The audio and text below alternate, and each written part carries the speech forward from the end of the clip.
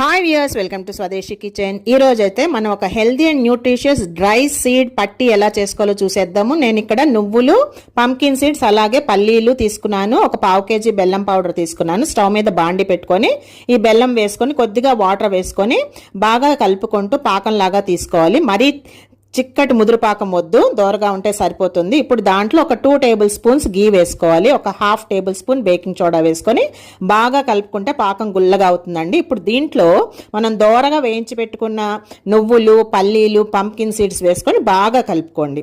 ఈ మిశ్రమం అంతా బాగా కలిసిపోవాలి మొత్తం. ఇప్పుడు నేను క్యాబినెట్ శుభ్రం చేసుకొని దాని మీద 2 టేబుల్ స్పూన్స్ ఆయిల్ కానీ గీ కానీ వేసుకొని దాని మీద మనం ఈ పాకం అంతా స్ప్రెడ్ చేసుకోవాలి. బాగా ఒత్తుకుంటూ చక్కగా కరెక్ట్ షేప్ పెట్టుకోవాలి. మీ దగ్గర చపాతీ కర్ర ఉంటే చపాతీ కర్రతో కూడా మనం గట్టిగా ఒత్తుకోవచ్చు, ఇలా గరిటతో అయినా చేసుకోవచ్చు. ఇప్పుడు ఇది గోరువెచ్చగా ఉన్నప్పుడే మనం ఒక చిన్న నైఫ్ తీసుకొని దాన్ని కట్ చేసుకోవాలండి. స్క్వేర్ షేప్స్, రెక్టాంగిల్ షేప్స్, అది మీ ఇష్టం.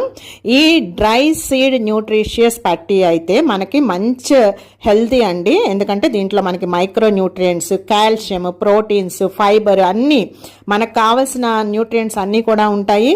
ఇది పిల్లలకి పెద్దలకి ఎంతో ఆరోగ్యకరమైనది and at the same time చాలా హెల్దీ కూడా. మంచి హెల్దీ స్నాక్. మీరు కూడా ట్రై చేయండి, ఎలా వచ్చిందో చెప్పండి. నాకైతే ఇలా చక్కగా వచ్చినాయండి షేప్స్.